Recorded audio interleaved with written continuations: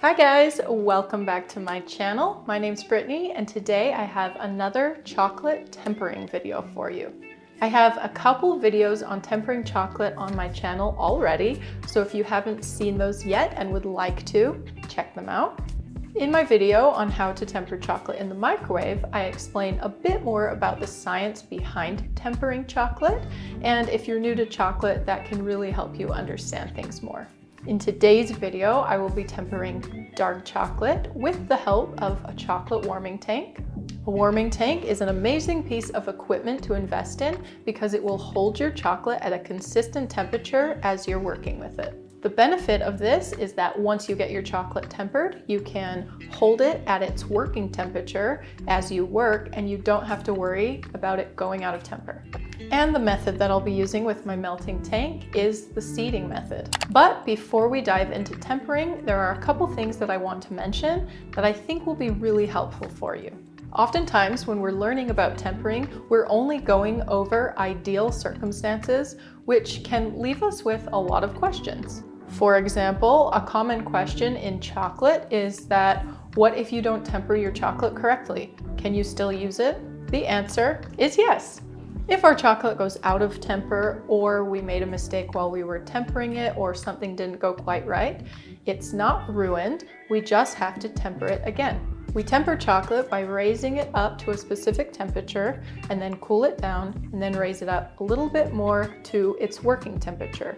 Each type of chocolate, white, milk, dark, and ruby, all have a different tempering chart, and you can always find that on the back of the package of the particular brand that you're using. So you can always re-temper chocolate using the traditional full method of warming, cooling, and warming. But when it comes to other methods, you can't just always reuse untempered chocolate.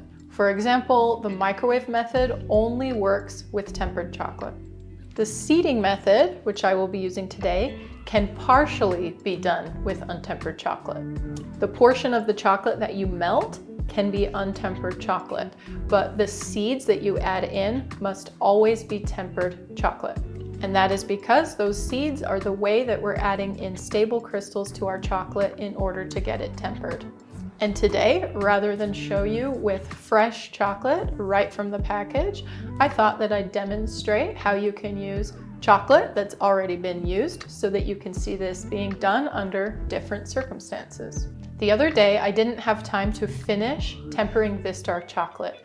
I had warmed it up to 43 degrees Celsius, but then I had to stop. So I just left it in the tank to set up, and of course it bloomed because it's not tempered. And this is what it looked like all set up. It doesn't look great, but the chocolate itself is just fine and there's nothing wrong with it.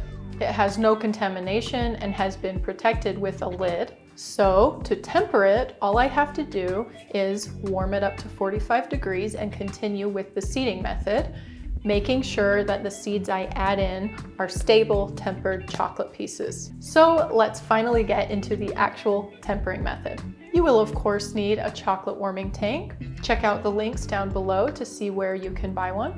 You may want a stick blender as well. Now, this isn't completely necessary, but it can really help you out in getting a nice, smooth chocolate to work with. You will need a thermometer. I'm using an infrared one. And the chocolate that I'm using today is Calibut dark chocolate, so I have warmed it up to 45 degrees Celsius in the warming tank, and that is the top temperature on the temperature chart for this specific kind of chocolate.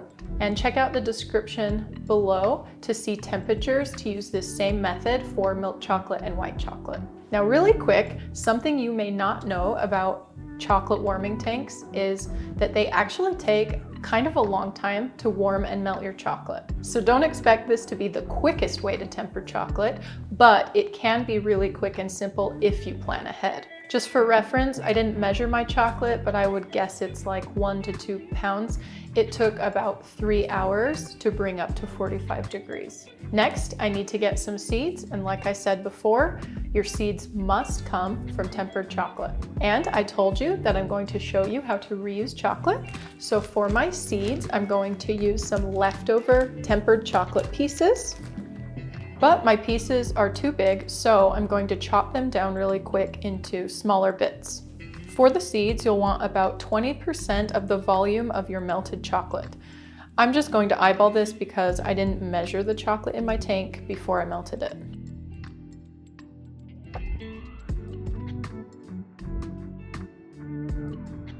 So once you've got your seeds ready, you can remove the lid from your warming tank and take out the tank from the warmer and change the warmer temperature to the working temperature of your chocolate. In this case, it's 32 degrees Celsius.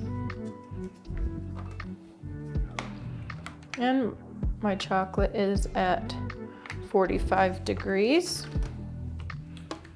So I'll begin adding in the seeds. And I'm not going to add them in all at once because it can start cooling down the chocolate too quickly and then they won't melt. So I'll add in a handful and stir.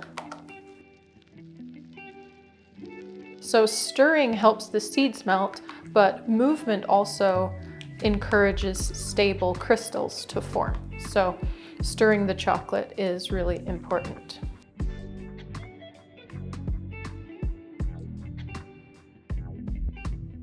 When your seeds are almost all melted, you can measure the temperature. We've dropped from 45 degrees to 38.5 degrees. So while it's still pretty warm, I'll add more seeds. And if your seeds all melt before you reach the working temperature of 32, that's not good because probably won't have enough stable crystals to have fully tempered the chocolate. And it's kind of a balancing act though, because if you have added too many seeds and they're not all the way melted by the time you get to 32 degrees, then it's cooled down and they're not going to melt. You can save it by using a heat gun to gently warm up those little seeds left that aren't fully melted, or that's when you can pull out the stick blender and grind them up into smaller pieces, which will help them melt a little bit quicker. But you kind of want to aim for all your seeds being melted before you get to 30 degrees, but not all the way melted around like 34, 35.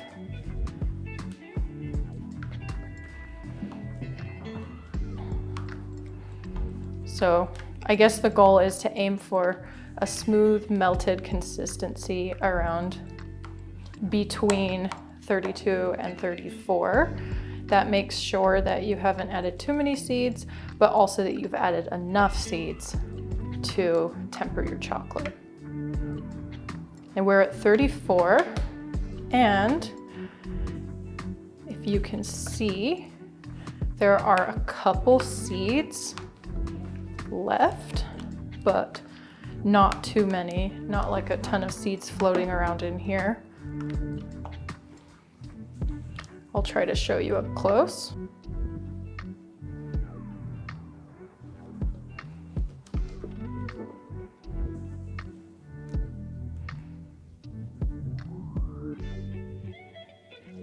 So my chocolate's at 33 degrees.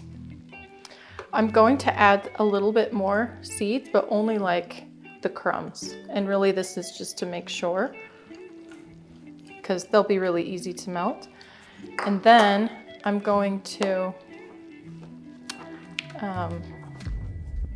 because we're almost down to 32 and we need to help cool it down to 32 from 33 and a half, I think it was about.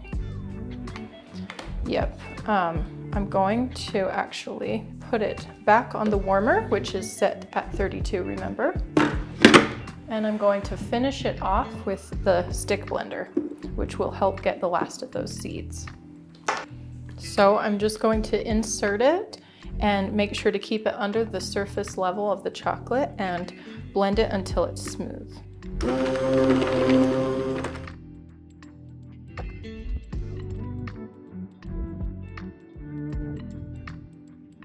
I'll turn it off, and I like to shake off the extra chocolate. You know, you don't want to waste it. We'll give it a stir, make sure it's smooth. Looks like that took care of all the last little bits, which is great. And we'll take a measurement. It is at 32.5 right now. So it just needs to cool down another 1/2 degree, but it's almost there, and it should be properly tempered at this point. So the last thing to do, just to check ourselves, is to do a temper test. To do that, I like to grab a small metal spatula, just dip it in, wipe off the excess, and I'll just set this to the side, and it should be set up within 5 minutes.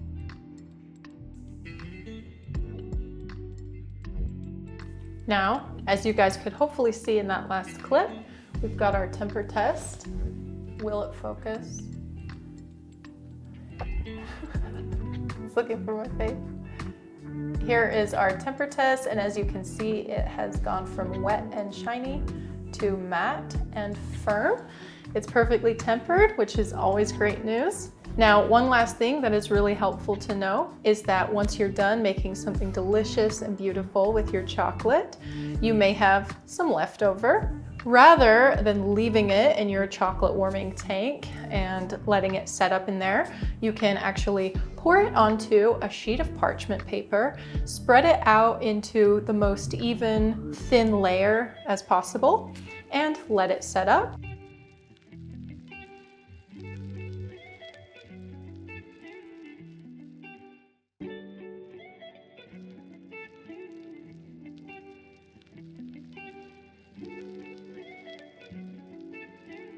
Once it's all crystallized, you can break it up into smaller pieces and enjoy that snappy sound as you do so.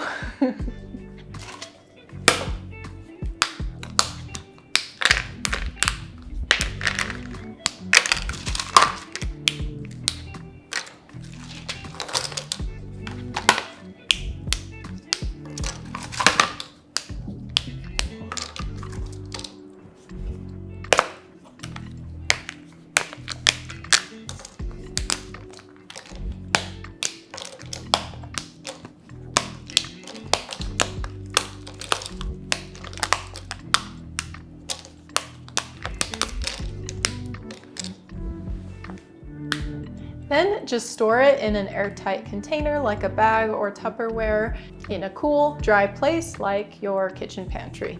All right, guys, I hope that you enjoyed today's video and that you learned something new about tempering chocolate. I feel like there is always more to learn about chocolate tempering. Please let me know if you found the video helpful by giving it a like and leaving me a comment down below. If you haven't subscribed to my channel yet, today's the day.